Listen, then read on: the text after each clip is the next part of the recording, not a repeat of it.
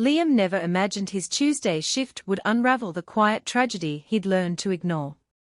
For 6 months, the dog in kennel C12 had been a statue carved from grief, a monument to a past no one at the county shelter understood. He was a medium-sized shepherd mix with fur the color of rust and eyes the color of old pennies, and he did not move. He stood, 4 paws planted, head slightly lowered, staring at the concrete wall. He didn't bark, he didn't whine, he didn't pace. When food was placed in his bowl, he would wait until the dead of night, when the echoing misery of the shelter quieted to a low hum, to eat. When he was let out into the run, he would find a corner and resume his silent vigil. Most unsettling of all, his tail was a rigid, unmoving rudder, locked in a permanently downward position. The other dogs had stories you could read in their behavior, the anxious pacer, the fear-aggressive barker, the lonely howler. But this dog, whom the intake form had named Rusty, was a book written in a language no one could decipher. The staff's assumptions had cycled through all the usual diagnoses: feral, abused, neurologically damaged, profoundly ill. But vets had cleared him. He was physically healthy. He was just gone. Liam, a man whose own hope had been eroded by years of seeing too much despair, had long ago filed Rusty under lost cause, a permanent resident until his time ran out. But when the front door chimed on that relentlessly grey afternoon, letting in a gust of rain and the quiet hum of rubber on linoleum, Liam realized the truth was far stranger and more heartbreaking than he could have ever conceived. What he was about to witness would not only solve the mystery of the silent dog, but it would also redefine the very meaning of loyalty, loss, and the invisible threads that connect one broken heart to another. This was no ordinary adoption visit. It was a reckoning. And it all started with a little girl in a wheelchair, a girl who saw something in the silent dog that no one else had bothered to look for. If you believe that some souls recognize each other on sight, stick with me, because what happened in Kennel C12 will make you a believer. The shelter was a symphony of sorrow, and Liam was its unwilling conductor. Each morning, he walked the long concrete corridors, the jangle of his keys a percussive beat against the cacophony of barks, yelps, and whimpers. The air was thick with the metallic tang of disinfectant failing to mask the underlying scent of animal anxiety. It was a smell that clung to his clothes and settled deep in his lungs, a scent he carried home with him every night. He had started this job with a hero's complex, imagining himself as a savior, a bridge between forgotten animals and loving homes. 10 years later, he felt more like a warden, overseeing rows of concrete cells, managing dwindling hope and expiring time. He had learned to build walls around his heart, to see the animals as cases, not characters. It was a necessary survival mechanism. But some cases, like the dog in C12, managed to drill through the mortar. Rusty was an anomaly. His silence was louder than the most frantic barking. Every other dog screamed for attention, for freedom, for a gentle hand. They threw themselves against their kennel doors, their eyes pleading. Rusty simply stood, a fixed point in a world of desperate motion. He was a void. Liam had tried everything in the beginning. He'd sat outside the kennel, speaking in low, soothing tones.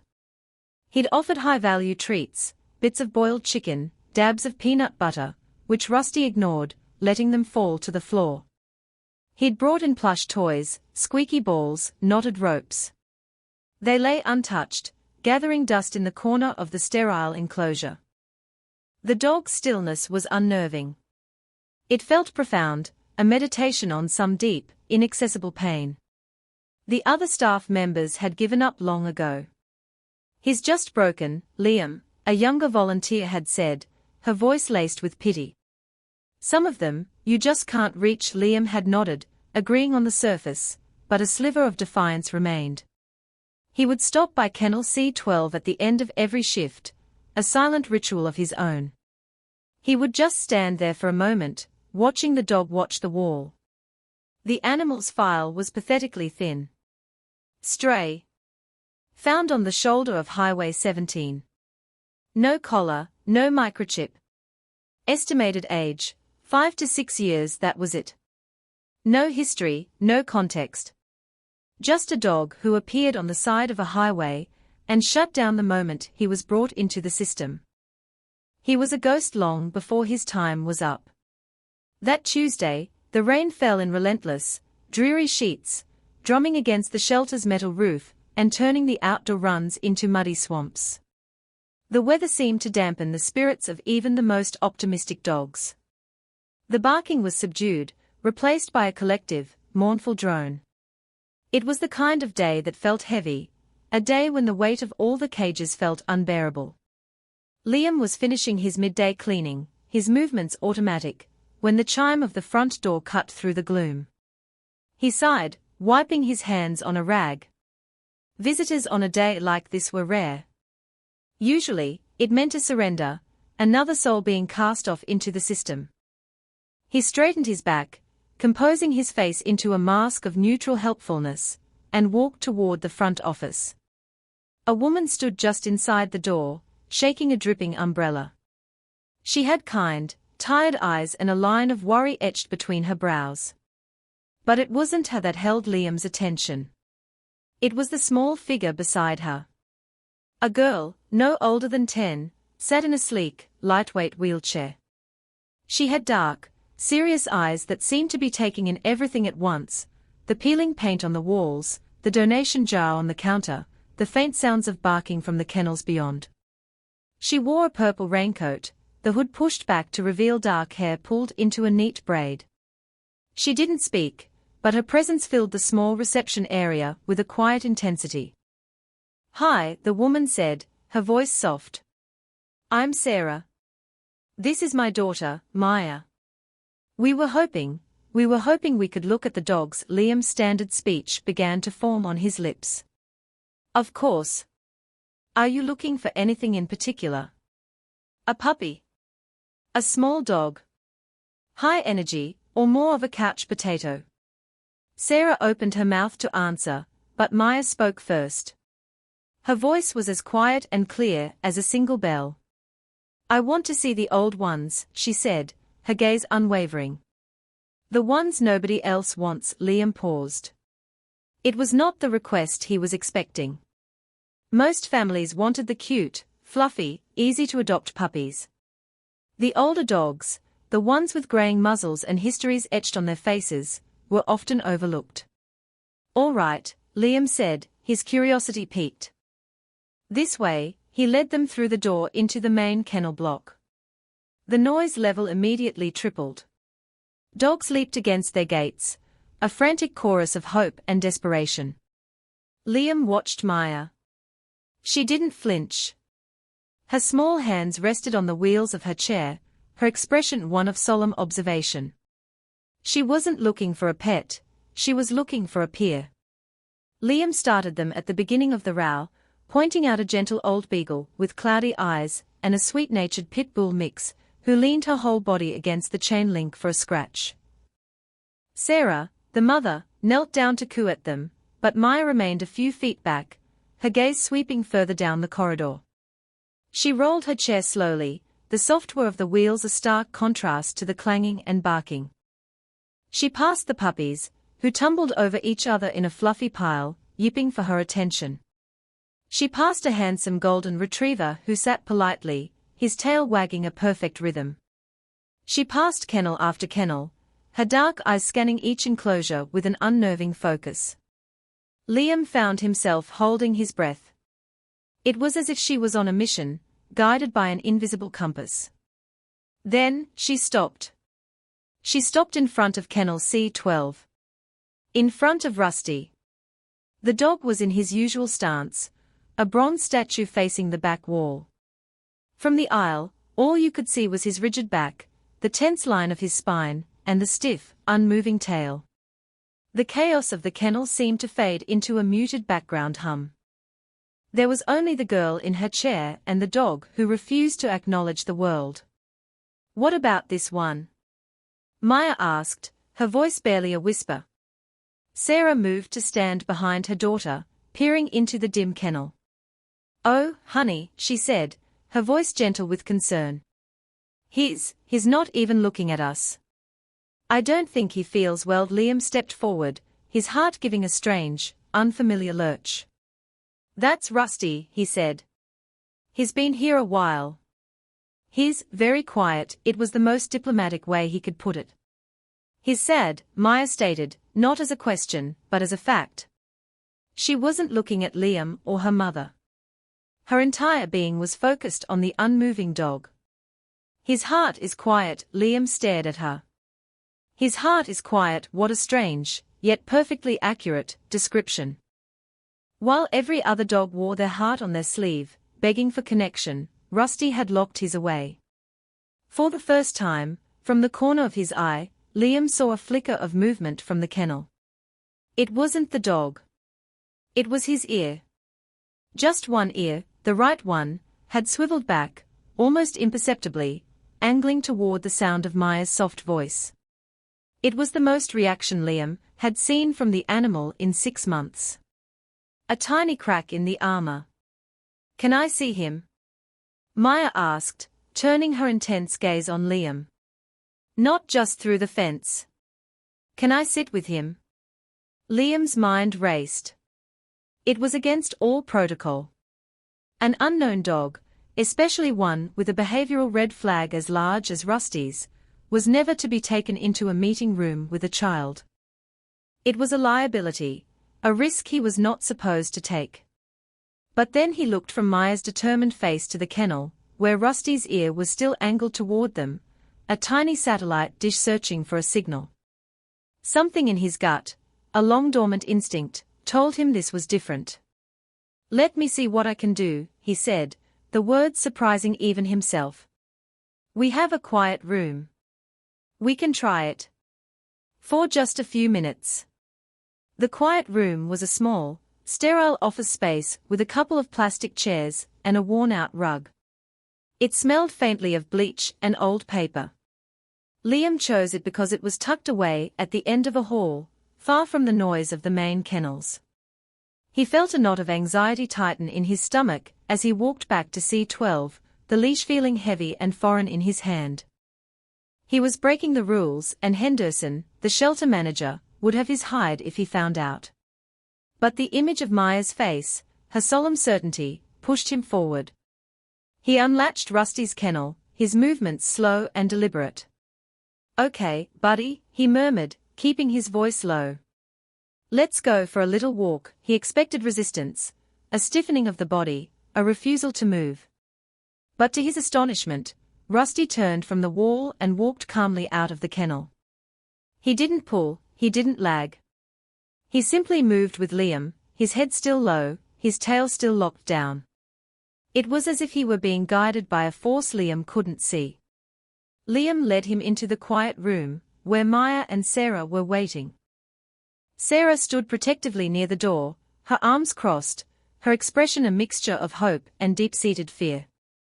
Maya had positioned her wheelchair near the center of the room, leaving a wide, open space. She wasn't holding a toy or a treat. Her hands were folded calmly in her lap. Liam unclipped the leash. Okay, he said, his voice a little shaky. Let's just see. He expected the dog to retreat to a corner, to resume his statue-like pose.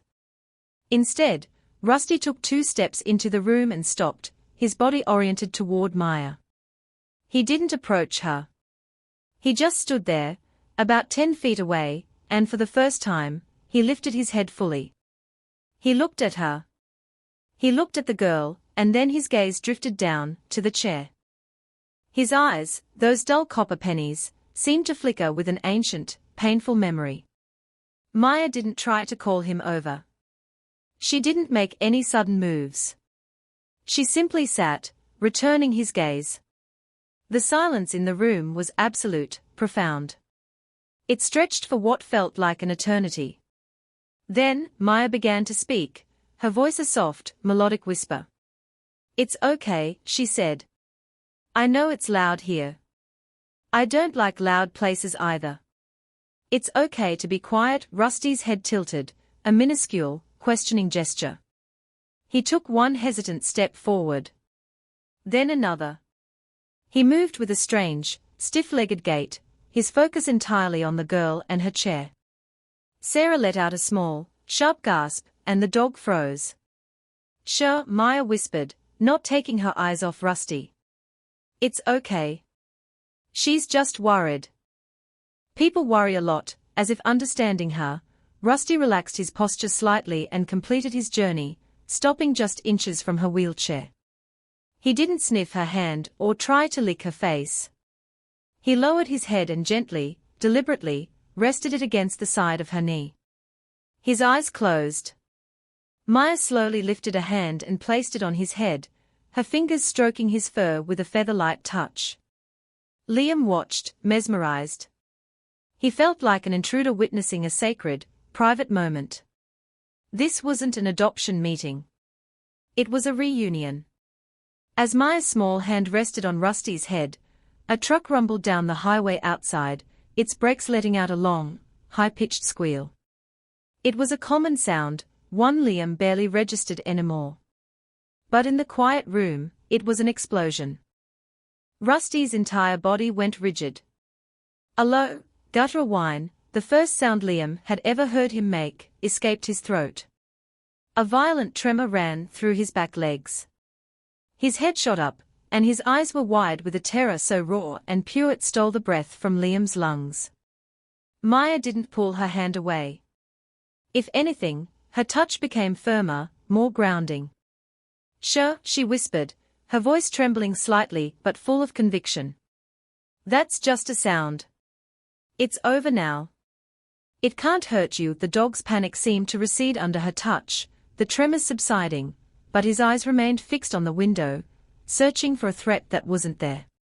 And in that moment of stark terror, Liam saw it. A faint, silvery line of a scar, almost hidden in the fur above Rusty's right eye. And he noticed the way the dog favored his left rear leg, a stiffness that wasn't just from standing still, but from an old, deep-seated injury. The sound. The scar. The leg. The file, found on the shoulder of Highway 17, the pieces began to slam together in Liam's mind with the force of a collision. This wasn't a dog who was abandoned. This was a dog who was a witness. A survivor. He excused himself from the room, his heart pounding. "I'll be right back," he told Sarah, who could only nod, her eyes wide with a dawning understanding. Liam practically ran to the records office, his mind a whirlwind of speculation. He tore through the filing cabinet, his fingers fumbling with the tabs until he found the strays intake section. He pulled Rusty's thin folder. There had to be more. He flipped past the vet clearance to the original intake form, filled out by the animal control officer who had brought him in. He scanned the hastily scribbled notes, male shepherd mix. Unresponsive. Found lying next to, debris field. Single vehicle MVA, motor vehicle accident. Liam's blood ran cold. The officer had noted the time, the date, and the incident number. It was a long shot, but it was the only thread he had. He picked up the phone on the desk and dialed the non-emergency line for the county sheriff's department. He explained who he was, his voice tight with urgency, and gave the 6-month-old incident number. After an eternity on hold, a gruff, tired-sounding voice came on the line. "Yeah, I remember that one," the officer said. "Tragic. Elderly gentleman, name of Arthur Penhaligon. Lost control of his van. We figured he had a medical episode." He didn't make it." Liam's grip on the phone tightened. "Was there a dog with him?" "Yeah," the officer said, his voice softening. "A real loyal fella. Wouldn't leave his side. We had a hell of a time getting him away from the old man. He just stood there, like a statue. We had to call animal control to get him. The van was one of those modified ones, you know." Liam's heart stopped. "Modified how?" "For a wheelchair," the officer said. The old man was a paraplegic. "Been in a chair for 20 years, I heard." The phone nearly slipped from Liam's hand. He hung up, a wave of dizziness washing over him. He leaned against the filing cabinet, the truth crashing down on him with devastating force. Rusty wasn't afraid of the world. He was waiting. He was guarding a memory. He had lost his person in a storm of screeching tires and shattering glass, and his mind had locked him in that single, horrific moment. The dog wasn't broken. His heart was. He wasn't just a stray, he was a widower. And the wheelchair wasn't a strange or frightening object. It was the last, most powerful symbol of the person he had loved and lost. Maya wasn't just a little girl to him. She was a familiar shape, a familiar sound, a familiar stillness. She was an echo of home. Armed with the devastating truth, Liam felt a surge of righteous fury. He strode toward the manager's office, the thin file clutched in his hand like a weapon. Carl Henderson was a man who operated on spreadsheets and liability waivers. He saw animals not as living beings, but as assets and risks. He was sitting at his desk, frowning at a budget report, when Liam burst in without knocking. "Henderson, we have to talk about the dog in C12, Liam said, his voice tight. Henderson looked up, annoyed. "Rusty. What about him? Has he finally expired?" "It would save us some paperwork." The callousness of the remark sent a hot flash of anger through Liam. "No," he said, slamming the file down on the desk. "He has a family waiting for him. A little girl. I want to approve the adoption." Henderson picked up the file, his expression one of pure skepticism. He glanced at the notes Liam had just scribbled inside. A motor vehicle accident. A previous owner in a wheelchair. "Liam, this is sentimental conjecture. What I see is a dog with severe, undocumented trauma. And you want to place him with a child. A child who is also in a wheelchair. Are you insane?" "It's not conjecture, it's a connection," Liam argued, his voice rising. "You didn't see them." He responded to her. He let her touch him. He rested his head on her knee. "This dog isn't a risk, he's grieving. She's the only person who has gotten through to him in 6 months. Getting through is not the same as being safe," Henderson countered, his voice cold and final. The squeal of a tire sent him into a panic. What happens when a car backfires on their street? What happens when a plate shatters in the kitchen? A traumatized animal is unpredictable. Our insurance will never cover this.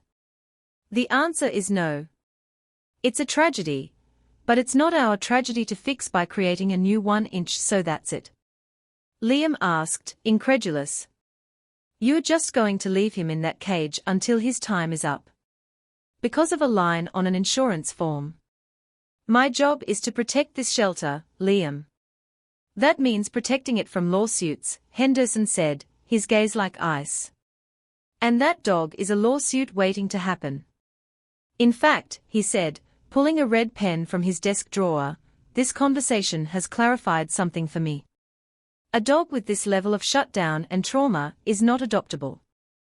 He's taking up space that a more viable animal could use." He uncapped the pen and moved its tip toward Rusty's file, ready to make the notation that would seal the dog's fate. "Don't you dare," Liam whispered, his body rigid with a fury he hadn't felt in years. At that moment, the door to the office opened. Sarah stood there, her face pale but her eyes blazing. Maya was beside her, her small face a mask of fierce determination. "He's not a lawsuit," Sarah said, her voice shaking but strong. "He's the dog my daughter needs. And she's the person he needs." "You can't do this." Henderson looked from Liam's furious face to Sarah's defiant one. He sighed, a long, theatrical exhalation of impatience. "This is not a negotiation. The decision is final. The animal is not leaving this shelter, except to go to the vet clinic. Now, if you'll please escort this family out." Liam, the red pen hovered over the paper, a harbinger of death. Hope was draining from the room, leaving a cold, metallic dread in its wake. "Wait." The voice was small, but it cut through the tension like a shard of glass. Everyone turned to look at Maya. She had wheeled herself forward, positioning her chair directly in front of Henderson's desk. She had to crane her neck to look up at him, but her gaze was level and unflinching. "You're wrong about him," she said. "He's not scared of everything. He's scared of being alone again." Liam's heart ached. From the mouths of babes. Henderson, for the first time, looked momentarily flustered, unaccustomed to being confronted by a child. But he recovered quickly.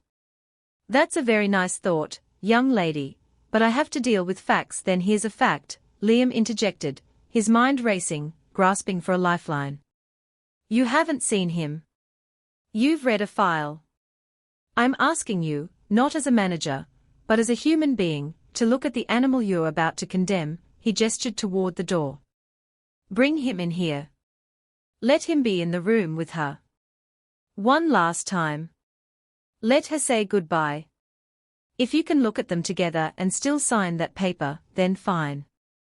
You win." It was a desperate, theatrical gamble. Henderson hesitated, his jaw tight. He hated being put on the spot, his authority challenged so publicly. But denying such a seemingly small, compassionate request would make him look like a monster, and he knew it. "Fine," he spat. 5 minutes. Then it's over." Liam nodded and went to retrieve Rusty. The dog walked beside him with that same unnerving calm, his internal world a mystery. As they entered the office, Rusty's eyes immediately found Maya. He ignored the glowering man behind the desk, ignored Sarah, ignored Liam. He walked directly to Maya's wheelchair and stood beside it, a silent sentinel. The air in the room grew thick with unspoken emotion. Henderson watched, his arms crossed, his face a stony mask. Maya didn't say anything. She didn't cry. She simply reached out her small, steady hand. She didn't reach for his head, which might have seemed threatening. Instead, she laid her palm flat against his side, a simple gesture of contact, of presence. She rested it on the coarse, rust-colored fur, right over his heart. For a long moment, nothing happened. The scene was a tableau: the dog, the girl, the skeptical manager, the hopeful mother, the praying employee. The only sound was the ticking of the clock on the wall, each second a hammer blow counting down the dog's life. Liam felt his hope begin to crumble. It was too much to ask. The trauma was too deep. Then, he saw it. A flicker. A slight tremor at the base of Rusty's tail. It was barely perceptible. Another tremor. Then a slow, hesitant, side-to-side movement.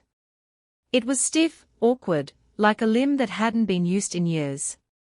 Thump. It tapped softly against the leg of Henderson's desk. Thump. It brushed against the wheel of Maya's chair. The movement grew, gaining a tentative confidence. The rigid rudder was becoming a plume.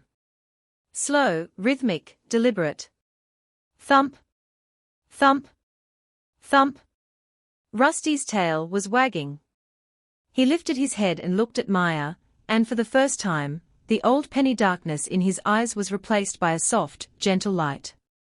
He leaned his weight into her hand, a quiet sigh escaping his chest. The clock on the wall kept ticking, but time had stopped. In the stunned silence of the room, the soft, rhythmic dusting of the dog's tail against the chair was the only sound that mattered. It was the sound of a heart starting again. Henderson stared, his mouth slightly agape. The red pen lay forgotten on his desk. The cold, hard lines of his face seemed to soften, the certainty in his eyes replaced by a flicker of disbelief, then something akin to wonder. He looked from the gently wagging tail to the girl's serene face, and finally to the dog's soft eyes. He cleared his throat. "Well, he started, then stopped. He picked up the file, but instead of the red pen, he grabbed a blue one. He flipped to the adoption application that Sarah had filled out earlier, an act of blind faith. He scrawled his signature on the approval line. "His adoption fee is waived," he said, his voice gruff, as if to cover the crack in his composure. "And we'll include a year's supply of food. Just get him out of here." His clearly already home, a collective, trembling breath was released in the room.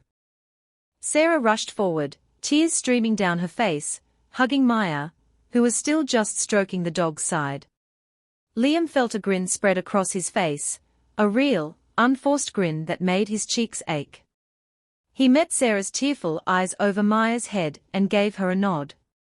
The freedom ride home was a quiet, solemn affair. Rusty sat in the back of the van, not looking out the window, but keeping his gaze fixed on Maya in the seat in front of him.